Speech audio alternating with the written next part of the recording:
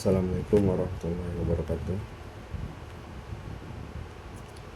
Selamat datang kembali di channel saya, channel kita bersama. Senang sekali rasanya bisa kembali menyapa Anda semua dalam kondisi sehat walafiat.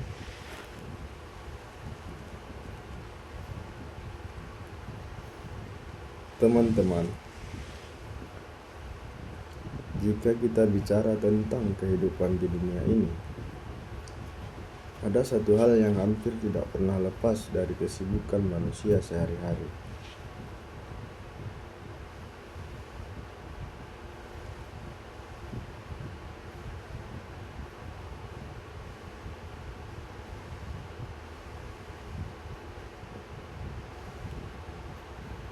Dari pagi buta hingga malam hari, orang-orang bekerja keras, memeras keringat, dan membanting tulang.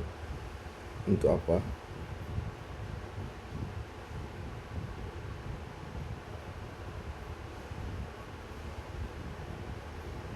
Sebagian besar jawabannya adalah untuk mencari apa yang kita sebut dengan harta. Kita ingin memiliki rumah yang nyaman, kendaraan yang bagus, tabungan yang cukup, dan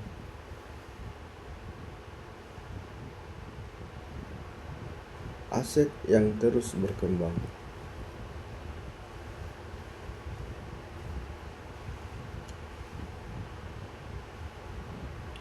Namun, pernahkah kita merenung sejenak dari sudut pandang iman?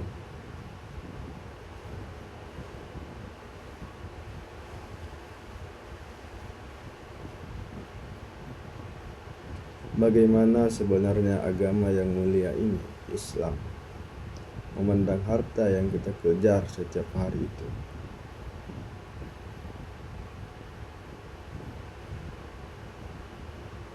Apakah harta itu seutuhnya milik kita?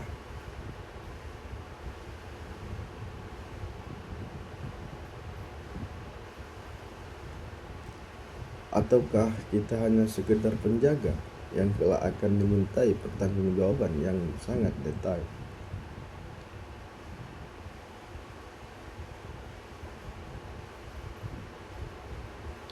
Pada video kali ini, kita akan membedah secara tuntas, mendalam, dan komprehensif mengenai konsep harta dan kepemilikan dalam Islam.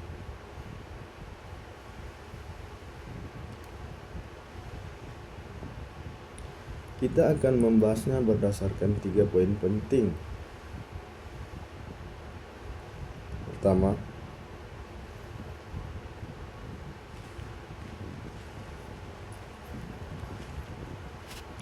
mengenai esensi pengertian harta dan kepemilikan.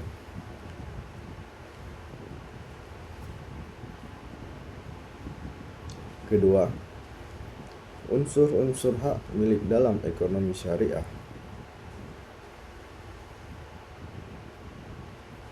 Dan ketiga, dari mana sajakah sebab-sebab kepemilikan itu muncul? Mari kita siapkan catatan, fokuskan pikiran, dan kita mulai pembahasan babak pertama.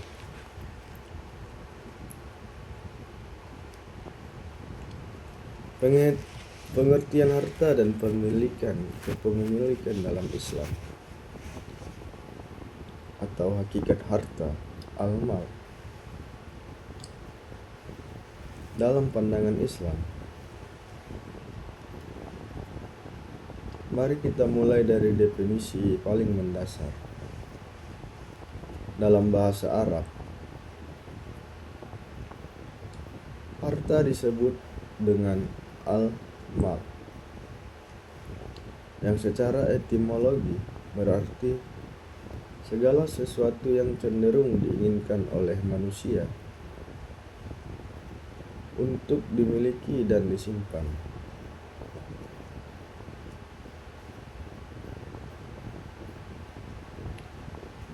Secara naluriah, mereka kecenderungan atau main untuk menguasai benda-benda tersebut.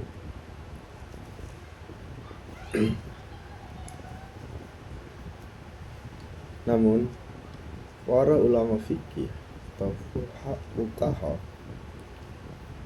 memberikan batasan yang lebih spesifik agar sebuah benda bisa dikategorikan sebagai harta dalam pandangan syariah.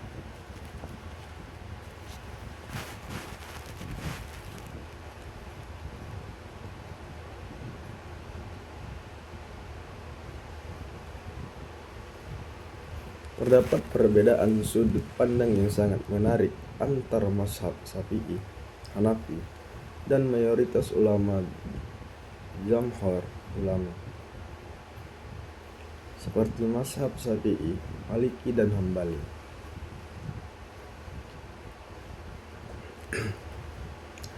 Menurut mazhab Hanafi, harta adalah segala sesuatu yang dapat dikuasai,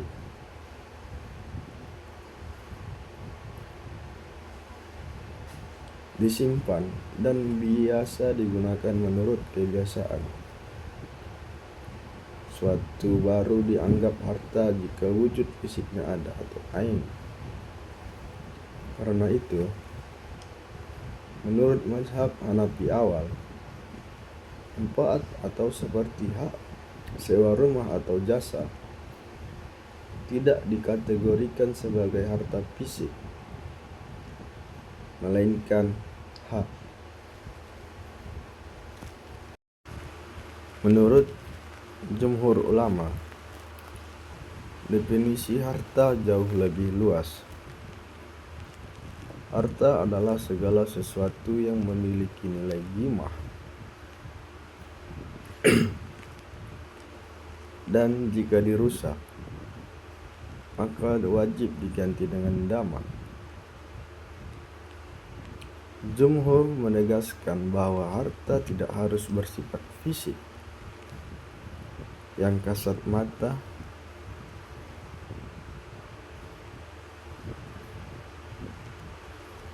melainkan manfaat dari suatu barang juga termasuk harta.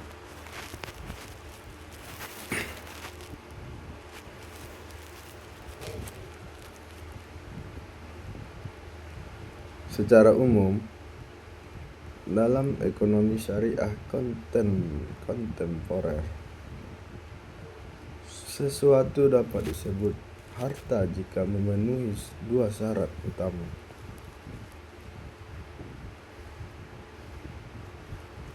Satu, memiliki nilai pemanfaatan yang legal menurut syariat atau mutakawin.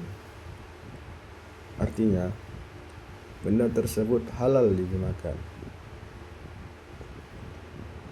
Babi, khamar atau minuman keras,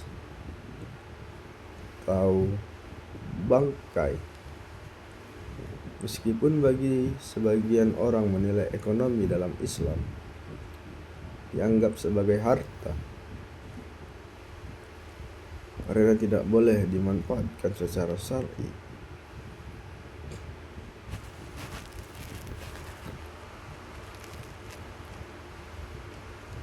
Dapat dikuasai dan disimpan sesuatu yang tidak bisa dikuasai manusia.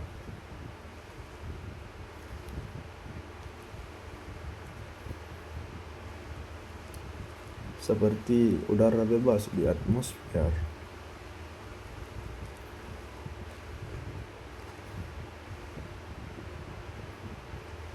atau sinar matahari yang belum ditangkap teknologi.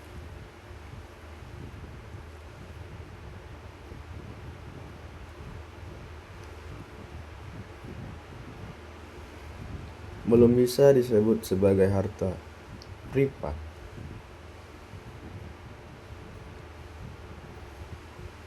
Hakikat kepemilikan atau al-milkiyah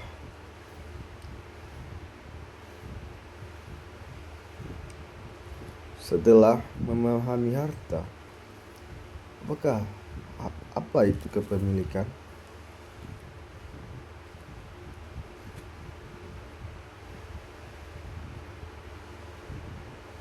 Secara bahasa, mulkiyah berasal dari kata malaka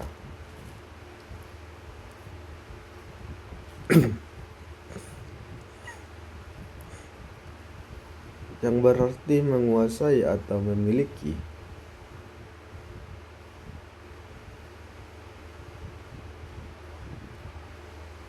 Secara istilah syar'i,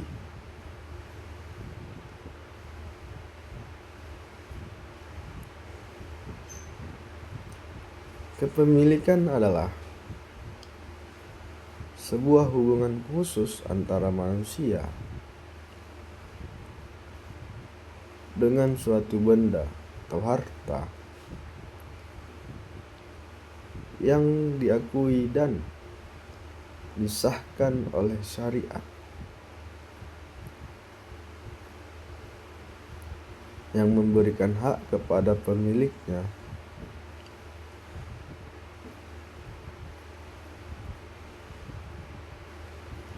untuk bertindak bebas atau tasharruf terhadap benda tersebut,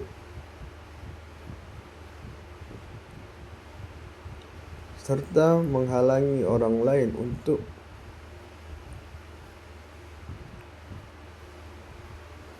memanfaatkannya tanpa izin.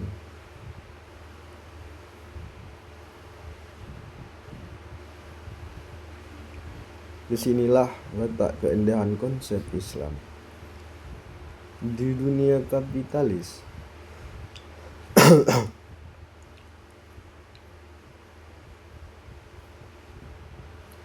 Kepemilikan mutlak ada pada tangan manusia.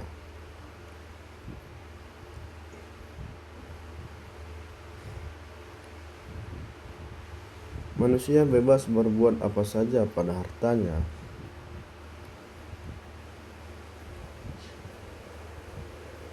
Sebaliknya, di dunia sosialis atau komunis,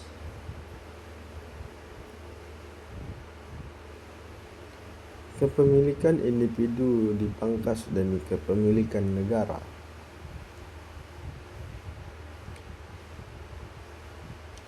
Islam mengambil jalan tengah yang berkeadilan, yang didasarkan pada tauhid. Kepemilikan mutlak atau al-milkiyah al-mutlaqah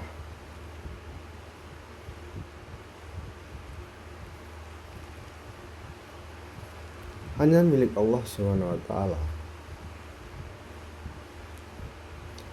Dialah pencipta alam semesta dan segala isinya.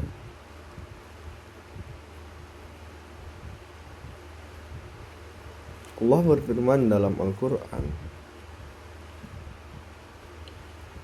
milik Allah lah kerajaan langit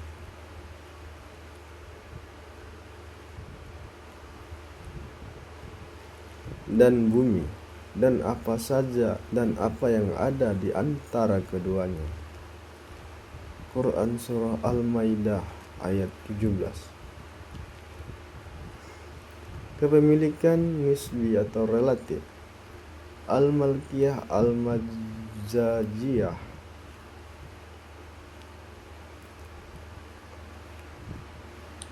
adalah kepemilikan manusia.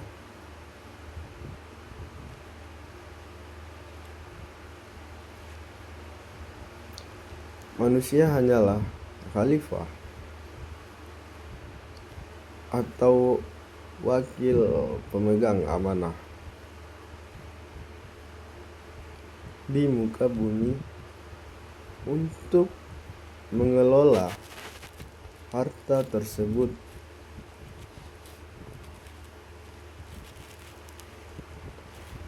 sesuai dengan aturan sang pemilik mutlak.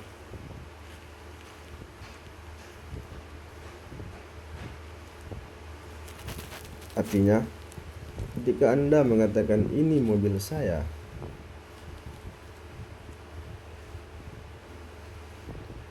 Secara hukum duniawi dan syariat itu benar.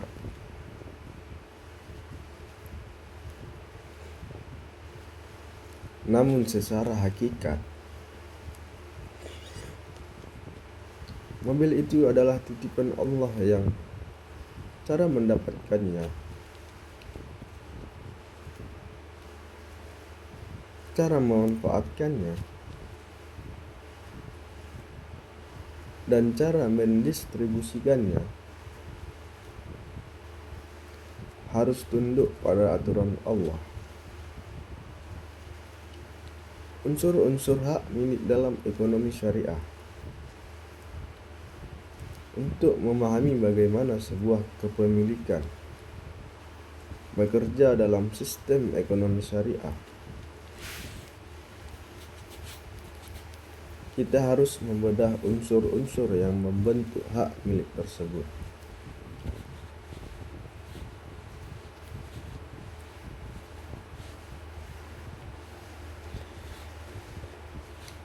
Unsur-unsur ini membedakan jenis hak yang melekat pada diri seorang manusia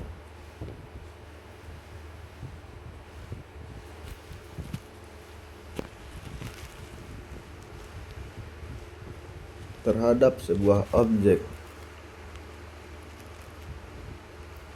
Secara umum, para ulama membaginya berdasarkan keterikatan antara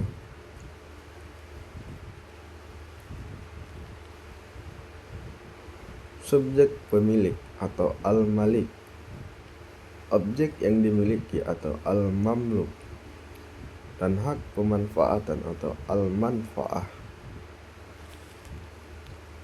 Mari kita bahas klasifikasi hak milik berdasarkan kesempurnaannya.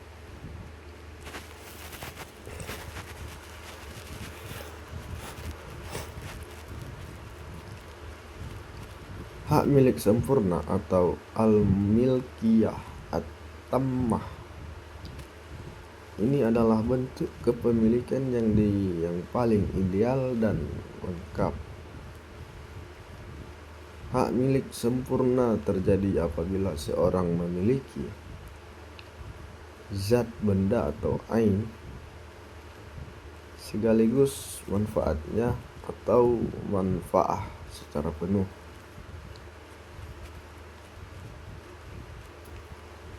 Karakteristik: pemilik memiliki kebebasan mutlak untuk melakukan tindakan hukum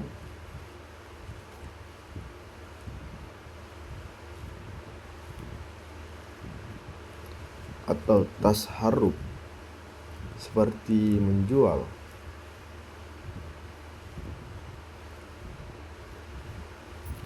menghibahkan,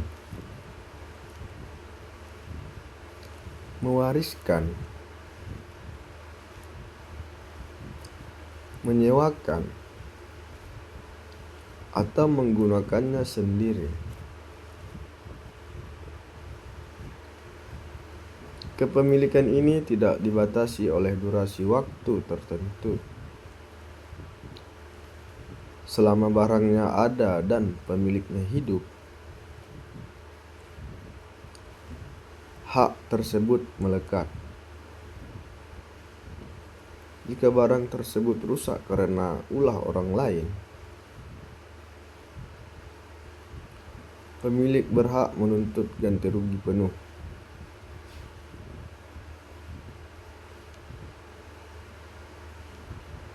Contoh, rumah yang Anda beli tunai dengan uang Anda sendiri di atas tanah Anda sendiri, Anda menguasai fisik bangunan rumah tersebut, dan Anda bebas memilih untuk tinggal di sana, mengambil manfaatnya, atau membiarkan kosong.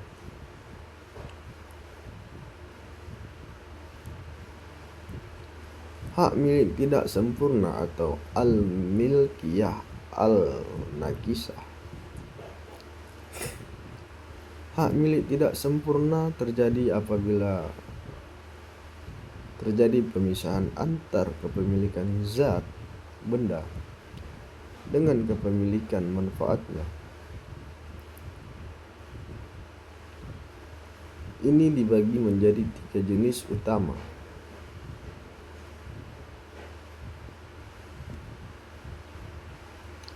A. Kepemilikan zat benda tanpa manfaat atau milkiyah al-ain duna atau al-manfa'ah. Kondisi di mana seseorang memiliki fisik barangnya,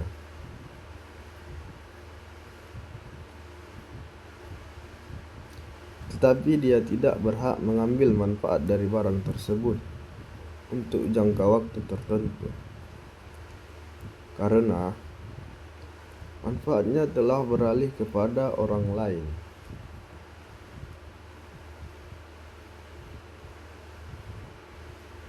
Contoh nyata, Anda memiliki sebuah ruko, lalu ruko tersebut Anda sewakan kepada orang lain selama 3 tahun.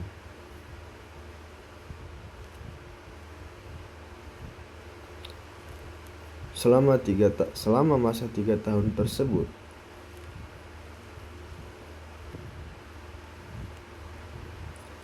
Anda tetap pemilik sah ruko atau zat benda, tetapi Anda tidak boleh menempati ruko tersebut karena hak pemanfaatannya atau manfaah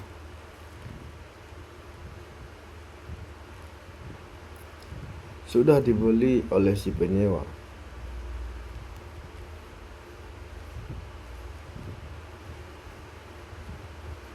Contoh lain adalah dalam kasus wasiat materi properti yang pemanfaatannya diberikan kepada orang miskin selama masa hidupnya.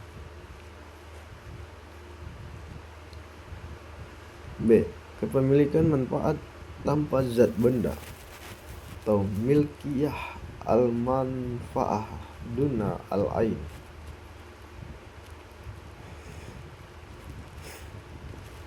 Ini adalah kebalikan dari poin di atas.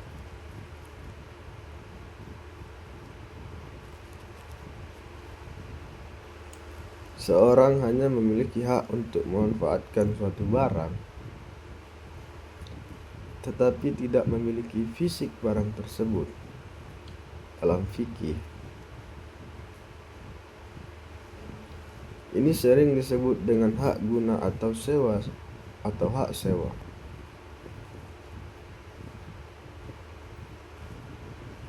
Ijarah atau iarah. Karakteristik kepemilikan manfaat dibatasi oleh waktu.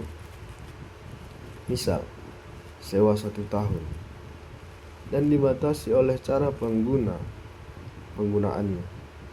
Misal, rumah sewa hanya untuk tempat tinggal, bukan gudang mesin berat. Hak ini juga tidak bisa diwariskan menurut sebagian mazhab jika kontraknya selesai. Contoh, penyewa rumah, peminjam kendaraan, atau pengguna fasilitas umum. C. Hak kemudahan atau hak bertetangga atau dapat disebut hifak.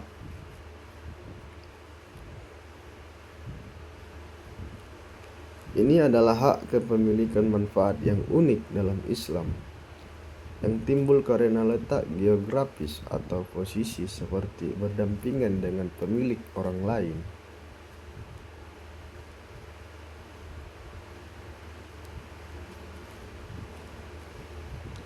Contoh, hak mengalirkan air atau hak al-majra,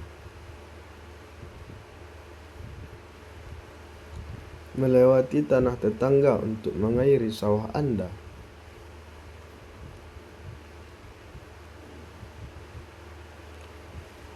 atau hak melintas, hak al-murur, di jalan setapak yang berada di atas tanah orang lain, karena itu satu-satunya akses menuju rumah Anda.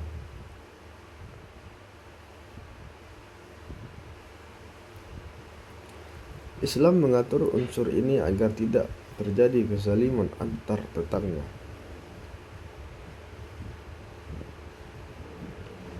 Sebab-sebab kepemilikan dalam ekonomi syariah.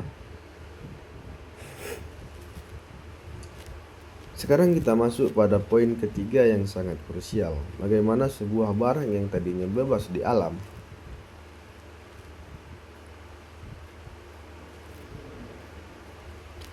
atau yang tadinya milik orang lain bisa sah secara hukum syariah berpindah atau menjadi hak milik kita.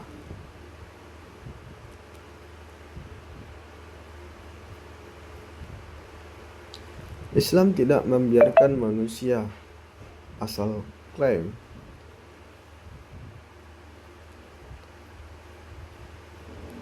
Tidak bisa kita menunjuk sebidang tanah lalu berkata, "Ini milik saya." Tanpa adanya sebab yang valid secara syar'i.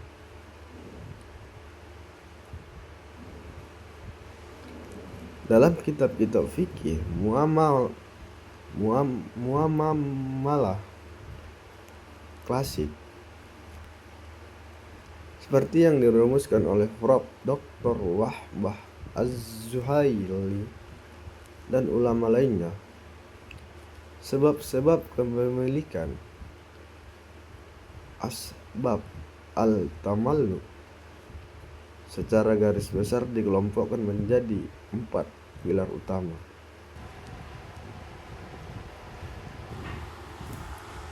Bagian 3, sebab-sebab kepemilikan ekonomi syariah.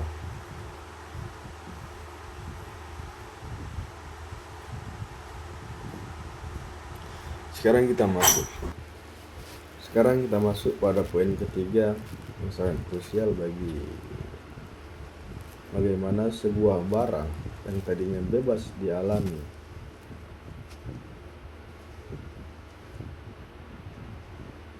di alam atau yang tadinya milik orang lain bisa sah secara hukum syariah berpindah atau menjadi hak milik kita.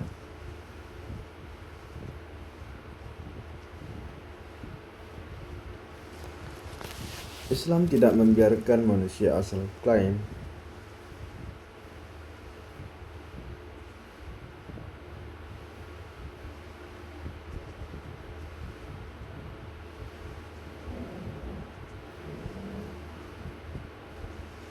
Tidak bisa kita menunjuk sebidang tanah lalu berkata, "Ini milik saya."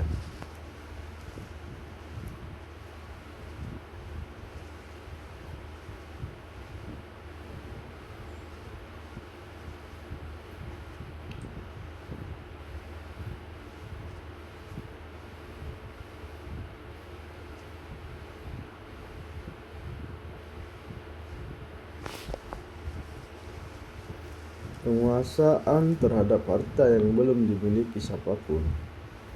Hal pertama adalah tindakan menguasai komoditas atau benda mubah yang ada di alam bebas, yang belum pernah masuk ke dalam kepemilikan individu lainnya, atau al-mubahat al-ula.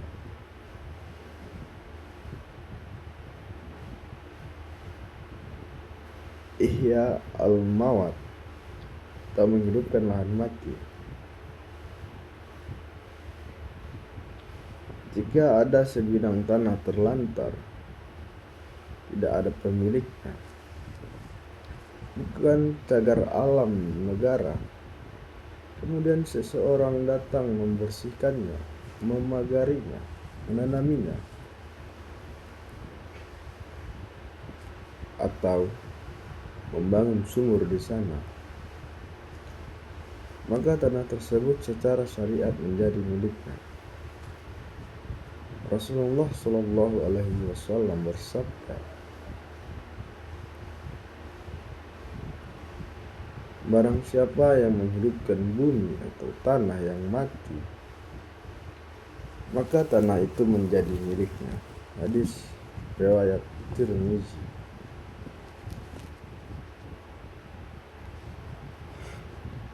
Berburu dan memancing atau al-sayd, mengambil ikan di laut lepas, berburu hewan liar di hutan yang diizinkan,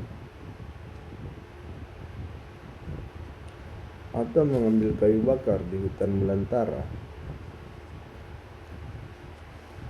Begitu hewan atau benda ini berhasil Anda tangkap atau ambil, ia resmi menjadi milik Anda. Mengambil air dan tambang umum sesuai dengan batasan bahwa fasilitas umum yang tidak merugikan masyarakat luas bisa dimanfaatkan.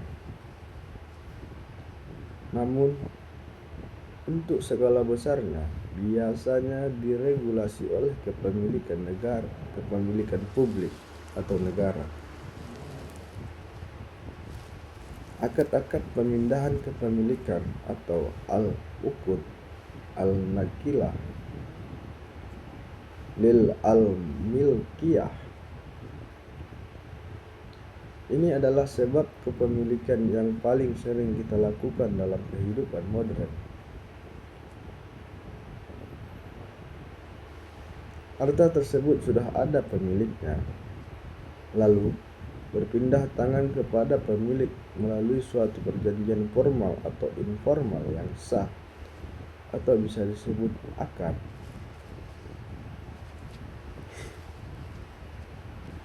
Akad ini dibagi menjadi dua kategori besar. 1.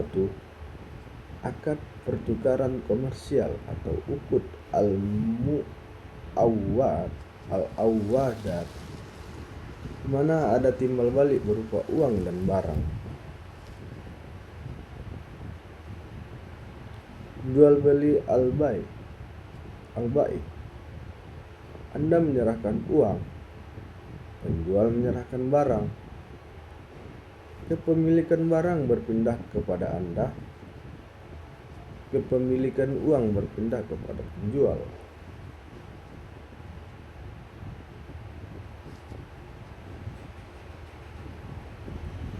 Sewa menyewa atau ijarah, perpindahan kepemilikan manfaat dengan kompensasi ujrah atau upah atau biaya sewa.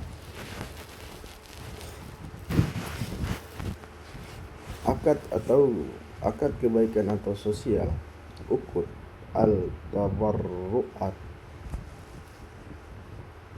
pemindahan kepemilikan tanpa adanya imbalan materi sama sekali, murni karena kasih sayang atau ibadah.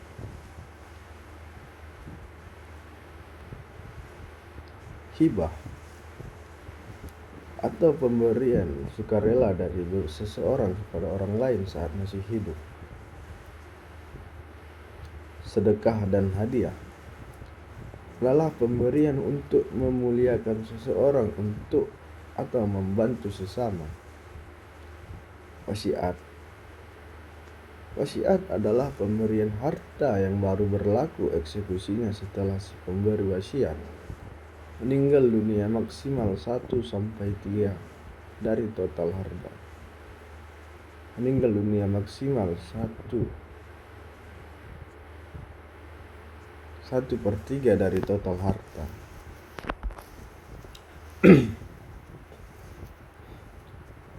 Pewarisan atau al-khalafiyah atau al-irs. Sebab kepemilikan yang ketiga adalah pergantian posisi pemilik atau al-khalifiyah. Jenis yang paling utama di sini adalah warisan atau irs.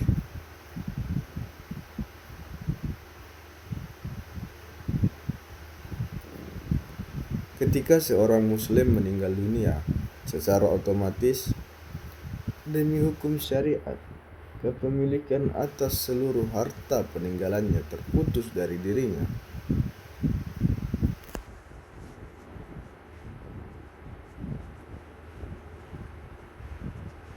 dan beralih kepada para ahli warisnya yang sah.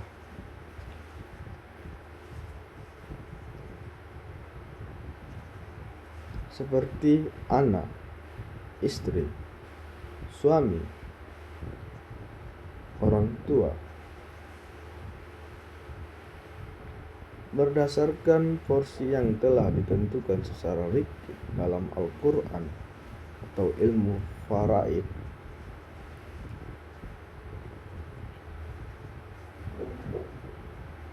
ahli waris tidak perlu membeli, tidak perlu melakukan akad hibah. Kepemilikan ini datang secara otomatis sebagai ketetapan hukum dari Allah Subhanahu wa taala.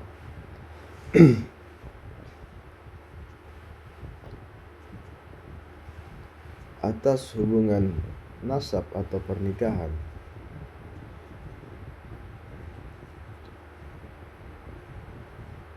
Selain warisan fisik, ada juga konsep walafiah sayak atau sayakes.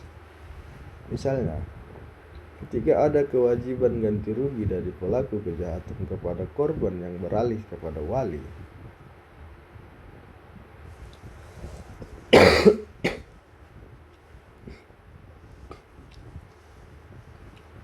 atau ahli waris korban jika korban meninggal,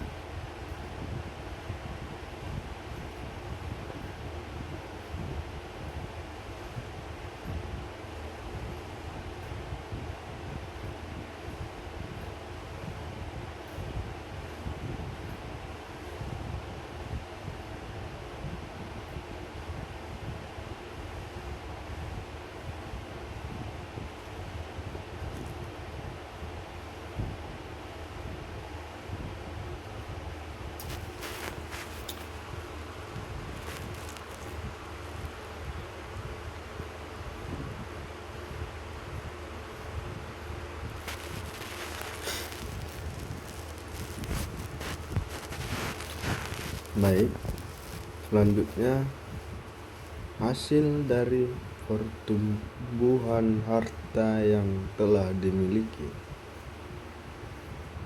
atau bisa disebut dengan al-tawalud min al-mamluk. Sebab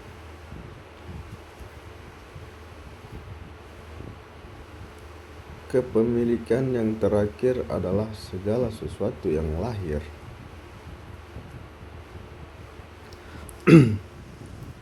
tumbuh, atau dihasilkan dari harta yang sudah sah kita miliki sebelumnya.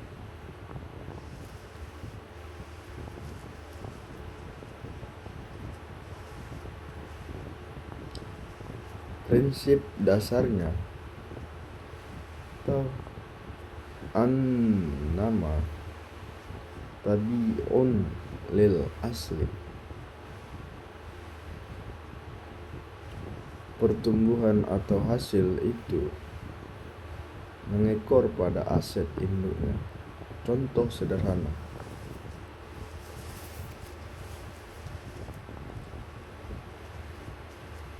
jika Anda memiliki sepasang kambing yang sah milik Anda,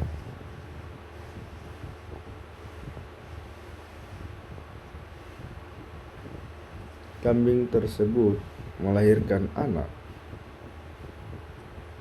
maka anak kambing tersebut secara otomatis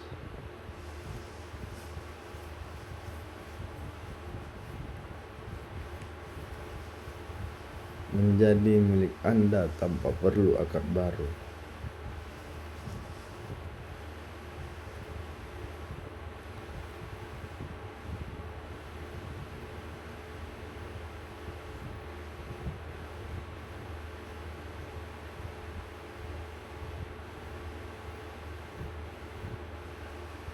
Jika Anda memiliki pohon mangga di pekarangan rumah Anda sendiri,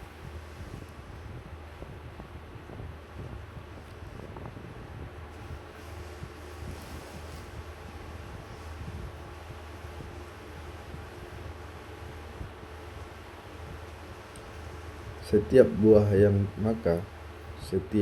yang tumbuh dan matang di pohon tersebut adalah hak milik Anda.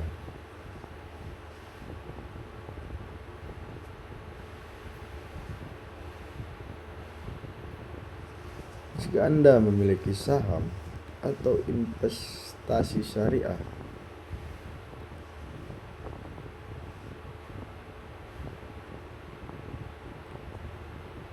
yang menghasilkan dividen atau bagi hasil,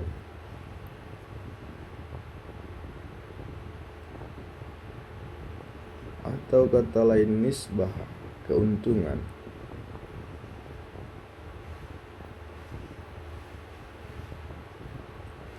maka keuntungan tersebut sah menjadi harta milik Anda karena berasal dari perputaran modal milik Anda secara pribadi tanpa melibatkan orang lain. Jadi, kesimpulannya, luar biasa sekali ya teman-teman, jika kita telaah kembali dari ketiga poin yang kita bahas tadi. Mulai dari pengertian harta yang harus bernilai dan halal,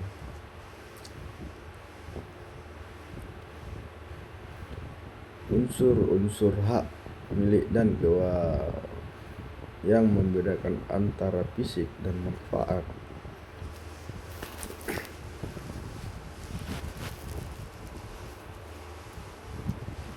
hingga 4 sebab kepemilikan yang sah. Kita bisa melihat betapa indahnya Islam mengatur roda perekonomian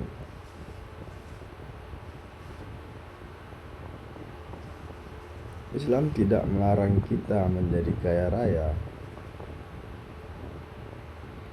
Islam tidak memusuhi harta. Justru Islam ingin memastikan bahwa setiap rupiah, setiap jengkal tanah, dan setiap aset yang kita miliki di dunia ini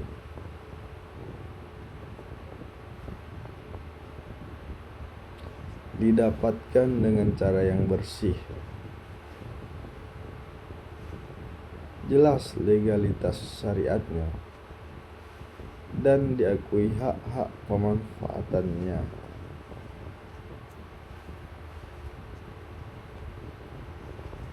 Mengapa ini penting?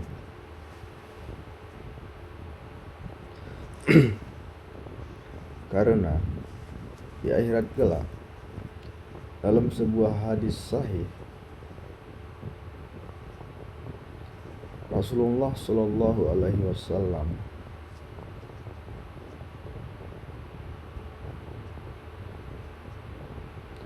mengingatkan kepada kita bahwa kaki seorang hamba tidak akan bergetar, tidak akan bergeser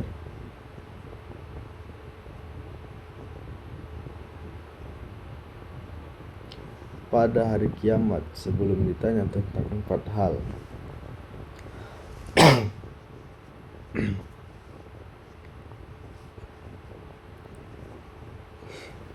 Dan salah satunya mengenai hartanya.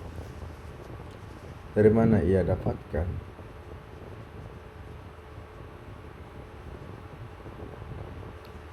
Dan kemana ia belanjakan?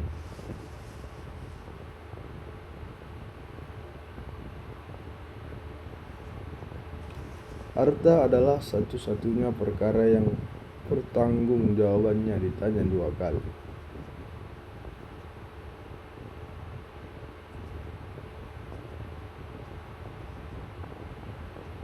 Seperti cara masuknya dan juga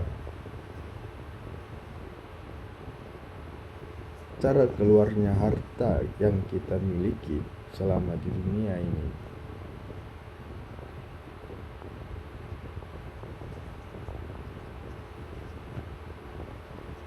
Semoga dia pembahasan mengenai konsep harta dan kepemilikan dalam Islam berdasarkan materi hari ini dapat membuka cakrawala berpikir kita dan juga teman-teman sekalian, menjadikan kita pelaku ekonomi syariah yang lebih cerdas dan yang paling penting, membuat harta yang kita miliki saat ini menjadi berkah, pembawa ketenangan di dunia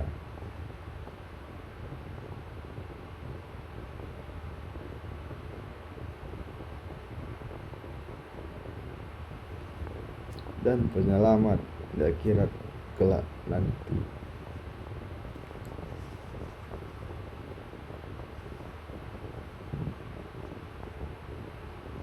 Agar kita tidak diberatkan dan salah dalam penggunaan harta yang kita miliki saat kita masih hidup di dunia ini.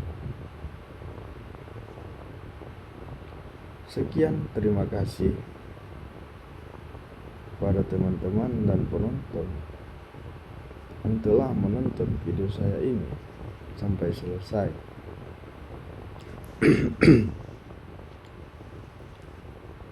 Jangan lupa untuk klik tombol like jika Anda merasa video ini bermanfaat.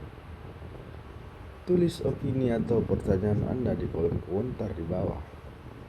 Dan jangan lupa bagikan and share video ini ke keluarga atau sahabat Anda agar keran pahala jariah kita terus mengalir tanpa putus sampai kita berada di liang lahat esok kelak nanti. Sampai jumpa di video edukasi ekonomi syariah berikutnya. Saya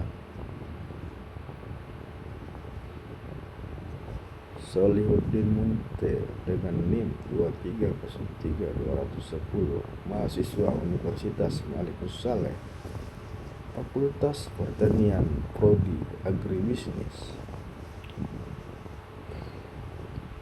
mengucapkan terima kasih yang sebesar-besarnya, dan saya pamit undur diri.